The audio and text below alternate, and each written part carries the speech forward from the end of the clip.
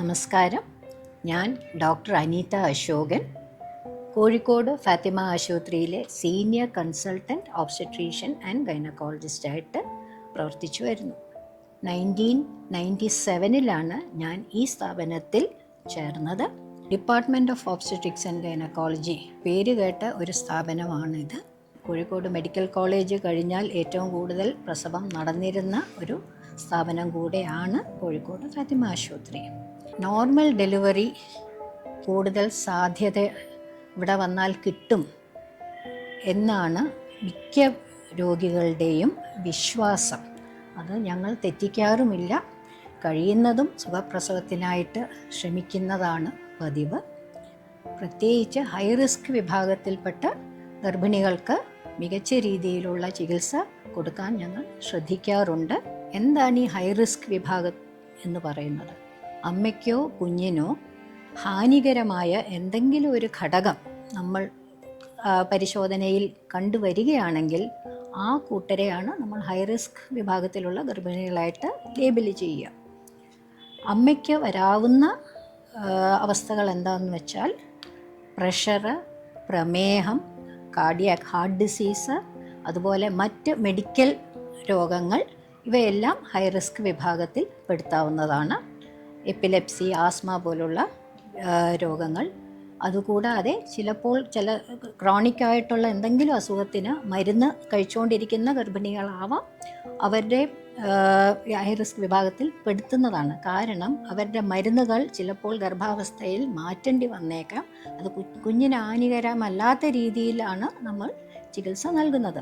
അപ്പോൾ അവരും high risk വിഭാഗത്തിൽ പെടുന്നവരാണ്. പിന്നെ അമ്മയ്ക്ക് നിരന്തരം കുറേ അബോർഷൻസ് ഉണ്ടായിട്ടുണ്ടെങ്കിൽ അവരും ഹൈ റിസ്ക് വിഭാഗത്തിൽ പെടുന്നതാണ്.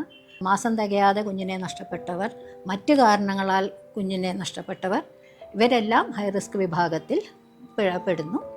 ആദ്യത്തെ ഓപ്പറേഷൻ കഴിഞ്ഞവരാണെങ്കിൽ, സിസേറിയൻ ഓപ്പറേഷൻ കഴിഞ്ഞ രോഗികളും ഒരു പരിധിവരെ ഹൈ റിസ്ക് വിഭാഗത്തിൽ പെടുന്നതാണ്. കാരണം ഈ ഗർഭത്തിൽ അവർക്ക് അവരുടെ തുന്നിന് എന്തെങ്കിലും ക്ഷതം സംഭവിക്കാവുന്നതാണ്. അപ്പോൾ അത് നല്ല ക്ലോസ് മോണിറ്ററിങ്ങോട് വേണം ഇങ്ങനെയുള്ളവരെ നമ്മൾ പരിചരിക്കാൻ.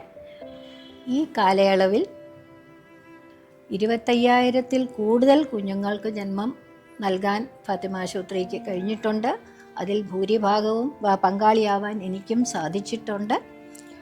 ഈ കുഞ്ഞുങ്ങളുടെ മുഖമൊക്കെ കാണുമ്പോഴാണ് നമുക്ക് കിട്ടുന്ന സംതൃപ്തി. അത് പറഞ്ഞറിയിക്കാതെ വയ്യ. പിന്നെ ഇവിടുത്തെ ലേബർ റൂം നല്ല വൃത്തി ഉള്ള ലേബർ റൂമാണ്. 14 ബെഡഡ് ആണ്. അത്യാവശ്യം പ്രൈവസി ഉണ്ട്. പിന്നെ 2 ലേബർ സ്യൂട്ടുകളും ഇവിടെ സജ്ജമാക്കിയിട്ടുണ്ട്. ഈ ലേബർ സ്യൂട്ടുകളിൽ രോഗിയുടെ കൂടെ ഒരു ബൈസ്റ്റാൻഡർക്ക് എപ്പോഴും കൂടെ നിൽക്കാവുന്നതാണ്. ഒരു നഴ്സിംഗ് സ്റ്റാഫ് രോഗിക്ക് വേണ്ട സഹായം ചെയ്യാൻ എപ്പോഴും കൂടെ ഉണ്ടാവും. പിന്നെ അവരുടെ ഇൻഡക്ഷനൊക്കെ ചെയ്യുകയാണെങ്കിൽ അത് ആ പ്രക്രിയ മുഴുവൻ ആ റൂമിൽ തന്നെ ആയിരിക്കും. പ്രസവവും അവിടെ തന്നെ ആയിരിക്കും. പ്രസവം കഴിഞ്ഞ് ഒരു 3-4 മണിക്കൂറുള്ള ഒബ്സർവേഷൻ കഴിയുന്നത് വരെ രോഗിക്ക് ആ റൂം ഉപയോഗിക്കാം. അത് കഴിഞ്ഞിട്ട് പിന്നെ ഫ്ലോറിലേക്കൊക്കെ ഷിഫ്റ്റ് ചെയ്യാറുള്ളൂ. ഓബ്സ്റ്റട്രിക്സ് ആൻഡ് ഗൈനക്കോളജി എന്ന് പറയുന്ന വിഭാഗത്തിന് തന്നെ പ്രവർത്തിക്കാൻ ബുദ്ധിമുട്ടാണ്. അവർക്ക് സഹായമേകാൻ മറ്റ് ചില ഡിപ്പാർട്ട്മെൻറ്റ്സിൻ്റെ സേവനവും ആവശ്യമാണ്. മെഡിസിൻ, സർജറി, കാർഡിയോളജി, അതേപോലെ തന്നെ ന്യൂറോളജി, നെഫ്രോളജി എന്നിവരുടെ സേവനവും പലപ്പോഴും ആവശ്യമായി വരാറുണ്ട്. പ്രത്യേകിച്ച് ഈ ഹൈ റിസ്ക് അമ്മമാരെ ചികിത്സിക്കുന്ന അവസരങ്ങളിൽ. പിന്നെ അമ്മയെ മാത്രം നോക്കിയാൽ പോരാ, കുഞ്ഞിൻ്റെ കാര്യവും നോക്കണം. നല്ലൊരു പീഡിയാട്രീഷ്യനും നമുക്കുണ്ട്. 24 hours അവൈലബിൾ ആണ്. അവർ NICU ഫെസിലിറ്റിയും അത്യാവശ്യം എല്ലാ സൗകര്യങ്ങളുള്ള ഒരു NICU ഫെസിലിറ്റിയും ഇവിടെ സജ്ജീകരിച്ചിട്ടുണ്ട്. പ്രസവ ചികിത്സ കൂടാതെ ഗൈനക്കോളജിക്കലായിട്ടുള്ള അസുഖങ്ങൾക്കുള്ള ചികിത്സാ വിധികളും ഇവിടെ ലഭ്യമാണ്. ഗർഭപാത്ര നീക്കം ചെയ്യുന്ന ഹിസ്റ്ററക്ടമി, അത് ഓപ്പൺ സർജറി ആയാലും ലാപ്രോസ്കോപ്പി ആയാലും എല്ലാം ഇവിടെ നടന്നു വരുന്നുണ്ട്, കാലങ്ങളായിട്ട് നടന്നു വരുന്നുണ്ട്. പിന്നെ ഓവേറിയൻ സിസ്റ്റ്, ഓവറിയിലെ മുഴകൾ, ഗർഭപാത്രത്തിലെ മുഴകൾ നീക്കം ചെയ്യുക എന്നിവയ്ക്കുള്ള താക്കോൽപ്പഴുത് ശസ്ത്രക്രിയകളും ഇവിടെ തുടർച്ചയായിട്ട് ചെയ്തു വരുന്നുണ്ട്.